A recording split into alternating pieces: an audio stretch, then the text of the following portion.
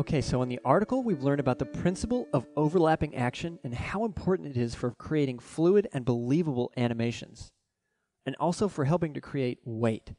Now let's learn how we can actually begin to animate using the principle of overlapping action.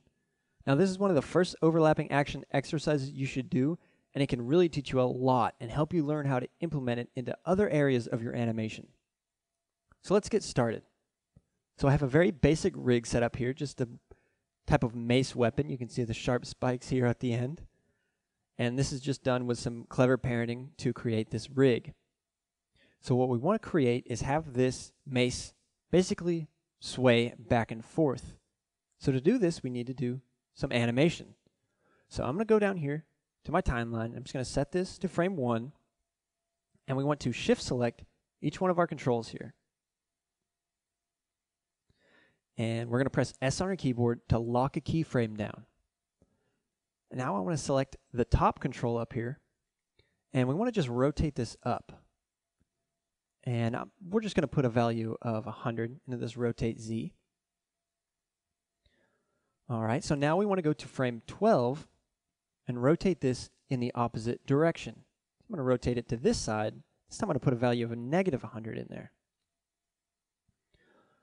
So now if we play this back, we can see we have the mace weapon here swinging to the other side.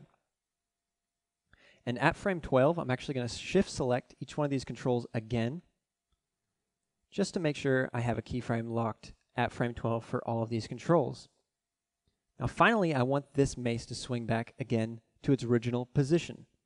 So I'm going to select this top chain control here, go to frame 24, and this time I'm going to put a value of 100 into the rotate Z. So now if we look at this, we can see our pendulum moves back and forth. So I'm going to go to frame 24, and we're going to just shift select each one of these control curves again, pressing S on our keyboard to lock a keyframe in for each one of these controls. So right now it's looking extremely robotic. So we want to add some fluidity to this, and to do that, of course, you would use overlapping action. So if you think about it, each one of these chains here is not going to move at the same time. This top chain at the top is the root chain. It's driving this motion. So this is going to be the thing that's moving first. And as we move down this chain, each one of these chains is going to lag behind slightly. So I'm going to go to frame 6 on my timeline. I'm going to select this second control, and I'm going to rotate this back in the opposite direction.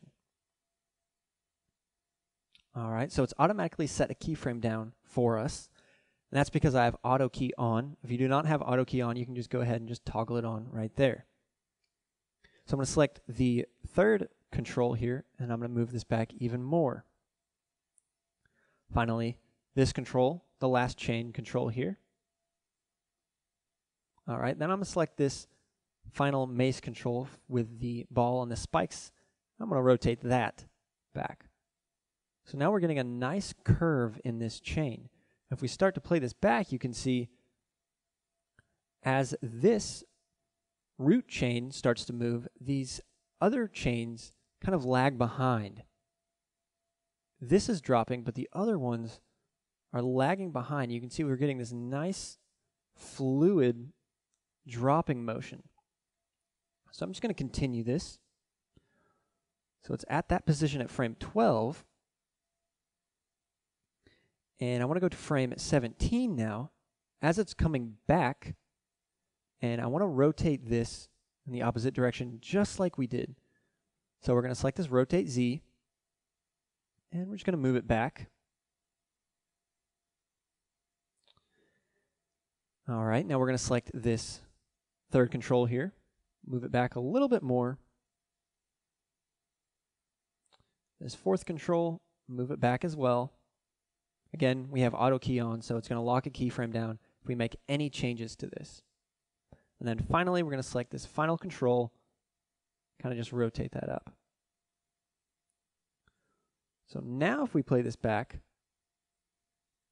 you can see we're getting some really nice swaying motions on this mace. All right, awesome.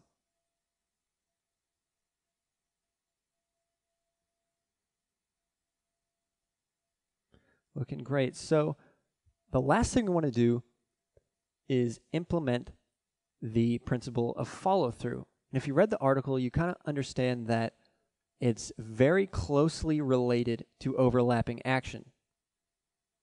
Basically, it kind of is the act of objects continuing to move even after they stop. So if you think of maybe someone's jacket, their long jacket, if a person is walking and they come to a stop, that jacket is going to continue for a moment and kind of sway back and forth.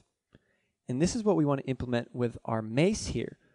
As it hits this final position, you can see it hits it and becomes stiff and it just locks there. What we want to do is have each one of these chains hit at a different time. And finally, this top mace here will be the last thing to hit. So to do that, we're actually going to select this second control, and right now we have the final keyframe on 24, and we're actually going to select this keyframe by holding Shift and selecting it, and selecting these middle arrows here, and we're just going to click and drag it over to frame 25. Now we're going to select this third control, go to frame 24, Shift select that keyframe, click and drag to 26. You can kind of see what's going on here. We're offsetting this one frame for each chain link. Now we're going to go to this fourth control. Instead of 26, we're going to move it to 27. Finally, with this mace control here, we're going to go from 27 to 28. All right, great. Now if we play this back, you're going to see that it's kind of stopping at different times and we're getting a nice fluid motion in there. How cool is that? Just offsetting those keyframes slightly is creating that follow through for us.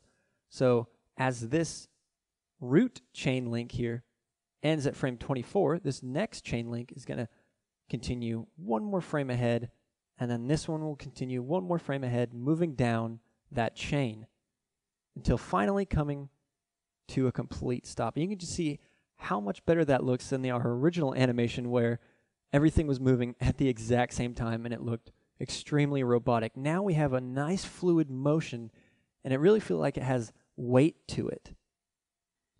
All right, awesome. This is looking really great. Now for this assignment, I want you to take a step further. And instead of having this rotate in place like this, actually have the root chain moving across the screen.